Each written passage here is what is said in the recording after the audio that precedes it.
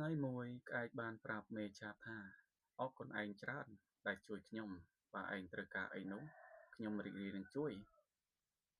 ទើបមេឆាបនិយាយរឿងដំរីចិត្តបាបឲ្យក្អែកស្ដាប់ហើយក៏សុំក្អែកជួយទៅចឹកភ្នែកដំរីចិត្តបាបក្អែកយល់ព្រមឬងាយប៉ុណ្ណឹងចាំខ្ញុំចាត់ការឲ្យពេលមេឆាបបានកំណត់ថ្ងៃគ្នាជាមួយក្អែករួចរាល់ក្នុងការទៅចឹកភ្នែករបស់ដំរីព្រៃអន្តពាលទើបវាចាប់ផ្ដើមធ្វើតាមផែនការរបស់វាបន្តទៅមួយទៀតមេចាស់បានហើរទៅជួបនឹងរុយក្បាលខៀវដែលជាមិត្តចាស់របស់ខ្លួន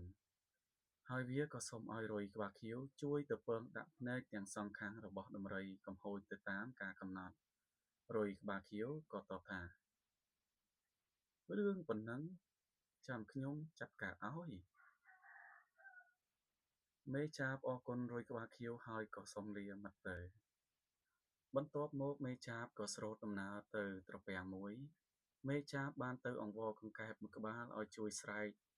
នៅលើកំពូលភ្នំស្រែកទាល់តែដំរីកំហួចទៅដល់បន្ទាប់ពីនោះ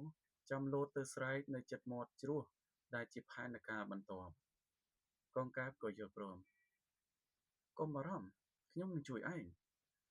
ថ្ងៃមួយពេលដែលដំរីពាលកំពុងតែរកស៊ីនៅក្នុងព្រៃក្អែកបានហើរតាមវារហូតមានឱកាសក៏ហើរទៅចឹកចំភ្នែកទាំងពីររបស់វាទាល់តែចេញឈាមបន្ទាប់ពីនោះរុយក្បាលខៀវក៏ហើរទៅពងដាក់មុខរបួសនោះប៉ុន្មានថ្ងៃក្រោយមករបួសចំភ្នែកនោះក៏មានខ្ទុះធ្វើឲ្យដំរីពាលចិត្តបាបឈឺចាប់ជាខ្លាំងវាដើរទាំងពពើមនៅក្នុងព្រៃអស់ជាច្រើនថ្ងៃទាំងហត់នឿយទាំងស្រេកទឹកនៅពេលដែលវាបានឮសំឡេងកង្កែបយំក៏គិតថានៅជិតនោះមានត្រពាំងទើបខំដើរទៅតាមសំឡេងកង្កែបយំដំរីពាលក៏ចេះតែដើរតាមសំឡេងយំរបស់កង្កែប